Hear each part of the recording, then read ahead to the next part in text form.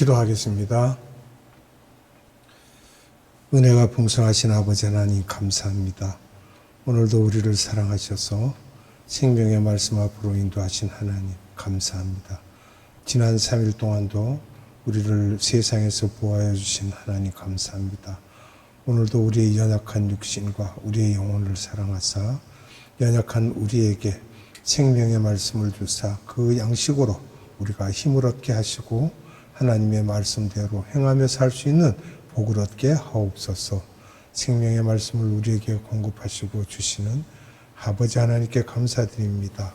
성령님 이 시간 함께하여 주셔서 은혜가 충만하게 하여 주시옵소서.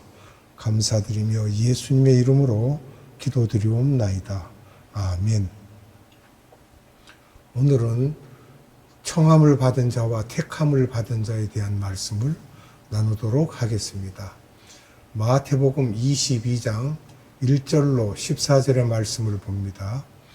예수께서 다시 비유로 대답하여 이르시되 천국은 마치 자기 아들을 위하여 혼인잔치를 베푼 어떤 임금과 같으니 그 종들을 보내어 그 청한 사람들을 혼인잔치에 오라 하였더니 오기를 싫어하거늘 다시 다른 종들을 보내며 이르되 청한 사람들에게 이르기를 내가 오찬을 준비하되 나의 소와 살진 짐승을 잡고 모든 것을 갖추었으니 혼인잔치에 오소서 하라 하였더니 그들이 돌아보지도 않고 한 사람은 자기 밭으로 한 사람은 자기 사업으로 가고 그 남은 자들은 종들을 잡아 모욕하고 죽이니 임금이 노하여 군대를 보내어 그 살인한 자들을 진멸하고 그 동네를 불사르고 이에 종들에게 이르되 혼인잔치는 준비되었으나 청한 사람들은 합당하지 아니하니 네 거리 길에 가서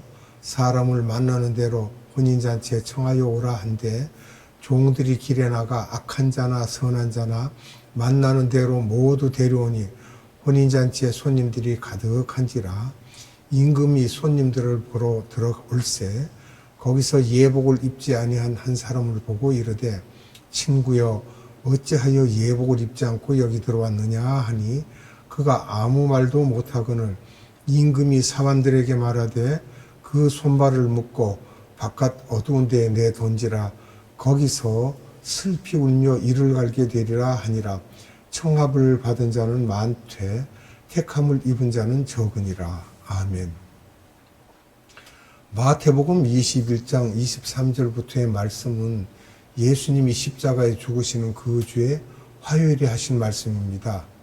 크리스찬들은 마태복음 21장 하면 예수님이 예루살렘 성전에 입성하시는 장면을 떠올려야 하며 종려주일에 예루살렘 성전으로 들어가셨으며 그날은 우리의 날짜로는 주일이며 그렇게 하신 후에 바로 옆에 있는 베다니라고 하는 마리아, 마르다, 나사로의 집에서 주무시고 다시 예루살렘 성전으로 월요일에 들어가셔서 무화과 나무를 저주하시고 요거는 마태복음 21장 18절로 21절에 기록되어 있죠. 그 다음에 마태복음 21장 23절부터는 화요일에 새벽부터 많은 말씀을 하셨는데 마태복음 25장에 양과 염소의 비유 말씀까지 하신 말씀이며 그 다음 수요일에 하신 말씀은 요한복음에 나오며 또 목요일에 말씀을 많이 하셨는데 요한복음 13장에서부터 17장까지며 성만찬을 하시면서 하신 말씀입니다. 우리들이 이렇게 시간적인 흐름을 무시한 채 말씀을 보다 보면 이 상황을 이해하지 못하고 볼 때가 많습니다. 주님께서 화요일에 하신 비유의 말씀은 첫째, 예수 그리스도가 무슨 권세로 이런 일을 하느냐에 대한 것이며 둘째, 마태복음 21장 28절로 32절이죠. 어떤 한 사람에게 두 아들이 있는데 맏아들에게 포도원에 가서 일하라고 하자 그럴 때 가겠습니다 하고는 가지 않았고 둘째 아들에 가라고 하자 싫다고 하고는 후에 뉘우치고 갔다고 할 때 누가 아버지의 뜻대로 하였느냐 하는 문제입니다. 이런 비유를 하시는 이유는 제자들을 훈련시키시면서 큰아들은 유대인들이고 작은 아들은 이방인이며 하나님의 뜻은 앞으로 이방인을 통하여 이루시게 될 것임을 비유로 말씀하시는 것입니다. 처음에는 유대인들이 복음을 듣고 일을 하였지만 AD 70년부터 복음이 이방인에게 넘어가서 이방인을 통하여 이방인들이 복음화되어 가고 있다가 결국은 유대인들도 다 복음화가 될 것입니다. 셋째, 마태복음 21장 33절로 46절에는 포도원 농부 비유입니다. 하나님과 선지자들과 복음을 주는 예수 그리스도가 여호와로 외쳤을 때 농부들이 예수님을 잡아서 포도원 밖으로 내쳤다는 말씀으로 앞으로 사흘 후면 이 사건이 일어나게 된다는 것이죠. 집주인은 성부 하나님이며 농부는 이스라엘 백성들입니다. 종들은 선지자들이며 아들은 예수 그리스도입니다. 건축자의 버린 돌, 이제 예수 그리스도죠. 건축자의 버린 돌이 모퉁이 돌이 될 것임을 시편에 다 말하지 않았느냐고 하시면서 내가 모든 사건의 모퉁이 돌이 될 것을 너희들이 보게 될 것을 말하며 제자들에게는 너희들이 유대인들에게 나가서 복음을 전하여도 소수만 듣게 될 것이며 너희들도 그 소수 중에 하나이며 봐라 앞으로 그 소수를 통하여 온 유다와 사마리아와 땅끝까지 이르려 한 것처럼 복음이 이방에게 먼저 가게 될 것을 말씀하시는 것입니다. 넷째는 마태복음 22장 1절로 14절에 기록된 말씀인데요. 혼인잔치를 베푼 어떤 임금 비유이죠. 청함을 받은 자와 택함을 받은 자입니다. 내용은 같지만 시간적으로 상황적인 차이로 다르게 말씀하시고 있습니다. 주님은 역사와 시간의 주인이시기 때문에 같은 말씀으로 1세기 때 말씀하셨지만 구약의 몇천 년 전에 이야기도 하시다가 다시 2000년 후에 주님이 재림하실 때 이야기도 하시기 때문에 우리들이 영감을 갖고 이 말씀은 언제 때의 말씀을 하시는지를 빨리빨리 알아야 한다는 것입니다. 혼인잔치라는 것은 재림 때를 가리키는 것입니다. 시간상 2000년 후로 점프하신 것이죠. 마태복음 22장 1절로 8절에 유대인들을 부르는 장면입니다. 앞에 두 가지 비유와 같죠. 종들은 구약의 역시 선지자들입니다. 마태복음 22장 9절로 14절에 이방인들을 부르는 장면인데요. 유대인들은 이방인을 개로 여김으로 사거리에 가서 아무나 데려오라고 하는 것입니다. 이방인들 중에 구원을 받아 하나님 앞에 오는 사람이 있는데 두 가지 종류의 이방인 크리스찬이 있다는 것입니다. 혼인잔치에 참여하는 자를 봅니다.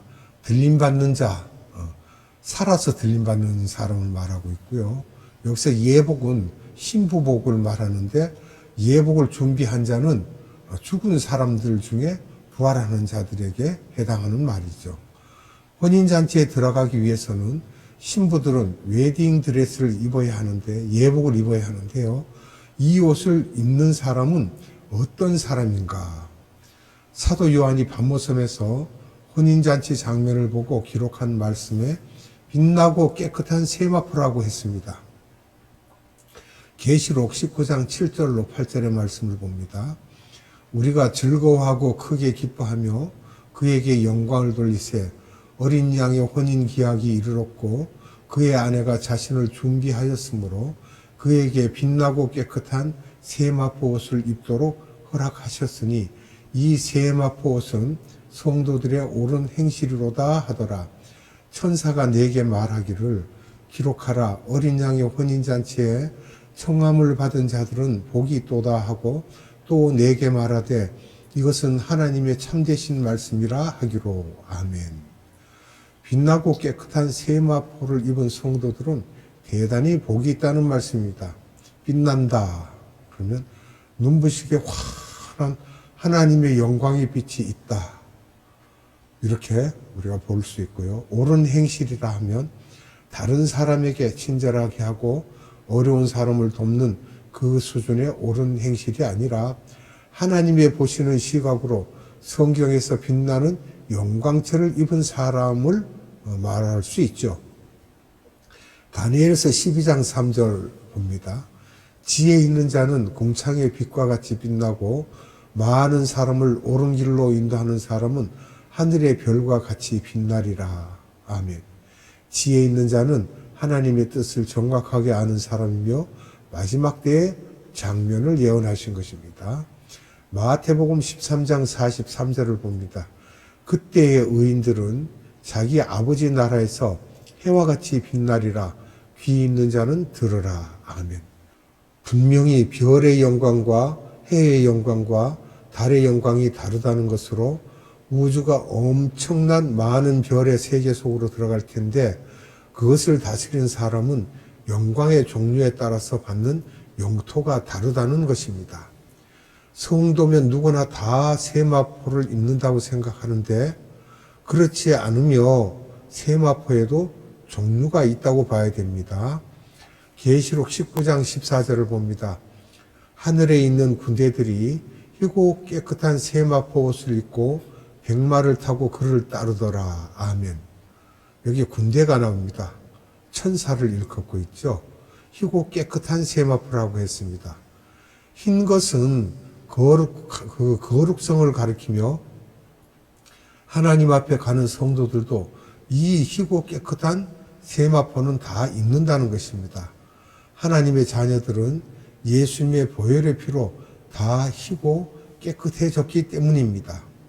그러므로 청함을 받는 자는 많지만 택함을 받는 자는 적다는 말씀으로 우리들은 결국 소수에 들어가야 한다는 것입니다.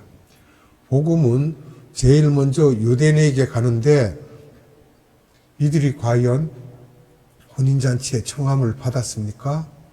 이거 우리가 살펴봐야죠. 마태복음 22장 5절로 6절에서 보면 유대인들은 결국 청함을 받지 못하게 되며 오늘날 계시록 7장에 나오는 14만 4천 명의 유대인 크리스찬들이 전체 세계에 있는 유대인의 숫자는 1440만이며 그 중에 1%인 14만 4천 명을 말하며 아직도 그 숫자가 되지 않았고 계시록 7장에서는 이 숫자를 말씀하신 후에 계시록 8장 6절에서 보면 공중 혼인잔치가 시작되는 것을 볼 때 이렇게 공중 혼인잔치 들림이 있기 전에 유대인의 14만 4천 명의 숫자가 채워질 것이며 실제 지금 그 숫자가 채워져 가고 있다는 것입니다.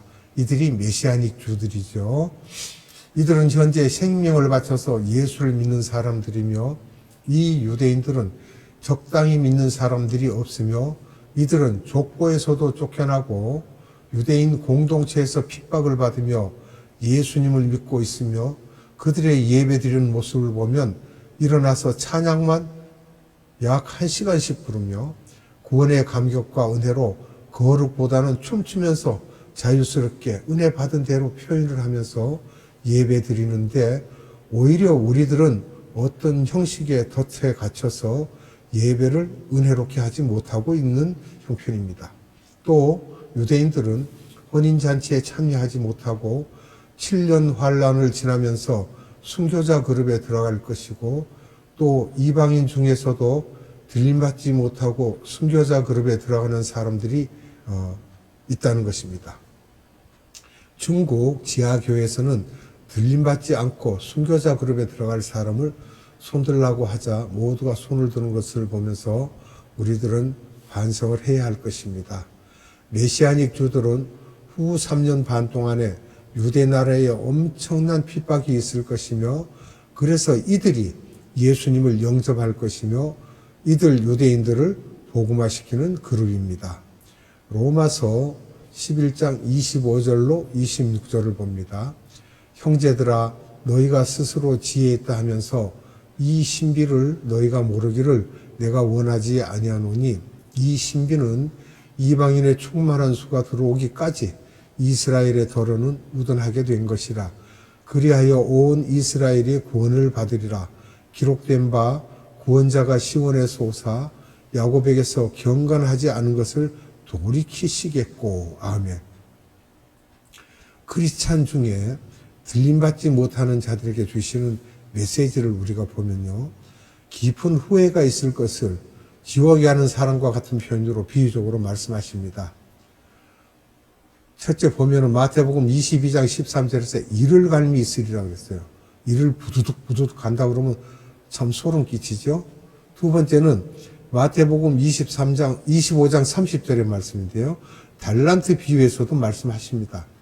슬피 울며 이를 갈리라 했어요. 지옥에 간 사람 중에도 이렇게 이를 가는 사람이 있을 것이며 천국에 가서도 철저한 계급 사회인 것에 후회하고 이를 갈게 될 것을 말하며 돌이킬 수 없는 후회를 한다는 말씀을 분명히 하고 계십니다. 예수님께서 마태복음 24장에서 들림받는 장면을 말씀하시면서 이 땅의 모든 족속들이 슬피 통곡을 할 것이라고 하셨습니다. 정말 온다고 하신 분이 오면서 세상이 정말 변하는 것을 보고 깜짝 놀랄 것이며 마태복음 24장 14절에서 이 천국 복음이 모든 족속에게 전파되리니 그제서야 끝이 오리라 하신 것처럼 이 천국 복음은 모든 족속에게 개인이 아닌 족속별로, 문화별로, 언어별로 가게 될 것이며 이렇게 많은 사람을 옳은 대로 인도한 사람은 하늘의 별과 같이 빛나리라 하신 것처럼 우리들도 지금 이 일을 하고 있으며 지혜 있는 자들은 여기에 동참하셔야 합니다. 복음 전하는 일이에요.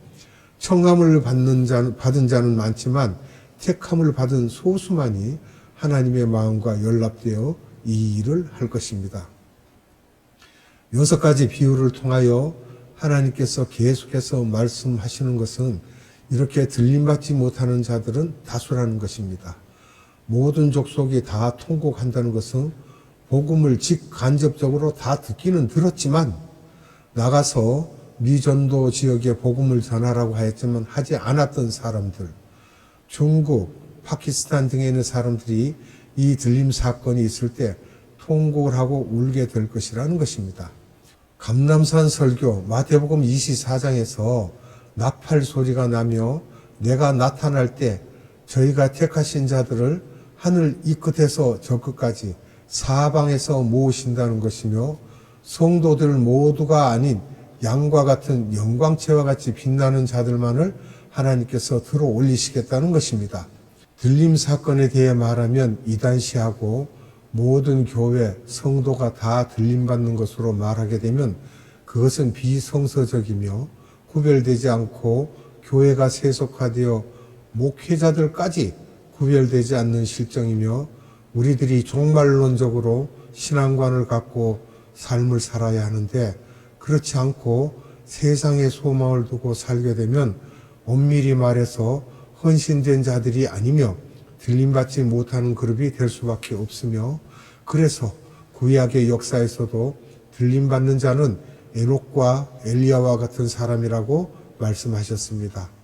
우리들이 대사명 미전도 지역에 복음을 전하기 전에 대계명에 순종하여 서로 사랑하고 성령의 열매를 맺고 인격이 그리스도를 닮아가고 나의 모든 삶이 예수님의 삶, 모습으로 닮아가지 않으며 내가 아무리 전도하고 선교를 해도 이것은 열매가 없고 한국은 지금 밖에 선교사를 많이 보냈지만 자기 욕심, 영광, 만족을 위해 하기 때문에 서로 싸움하고 시기하고 미워하는데 피선교지 사람들이 다 이런 것들을 알고 있으며 실제 선교 덩치는 크지만 알맹이는 없는 그런 것을 놓고 주님의 마음속에 들어가서 주님께 저들을 불쌍히 여기시어 그들을 주님의 마음에 합당한 선교사들이 될 수 있도록 해달라고 하면 주님은 어떻게 너희들은 내 마음을 잘 아느냐고 하면서 기뻐하시고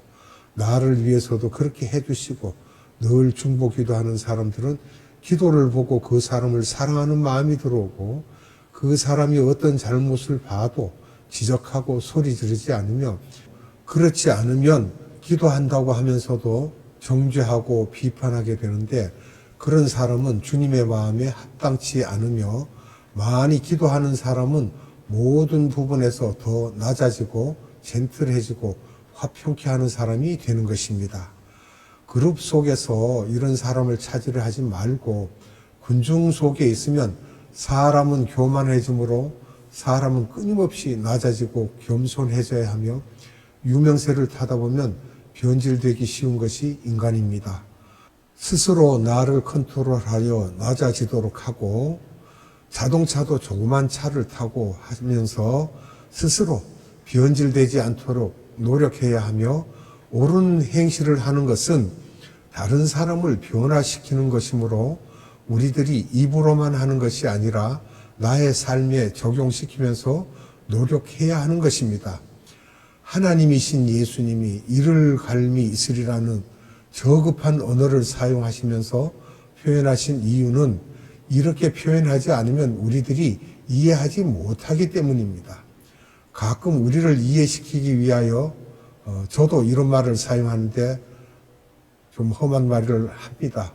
그러나 이런 말을 사용하는데 그렇게 답답할 때가 있기 때문에 그렇습니다. 이것은 욕이라기보다는 그냥 나오는 언어 중에 불손하게 나오는 것입니다. 오늘은 여기까지 하겠습니다. 기도합니다. 거룩하신 아버지 하나님 감사합니다.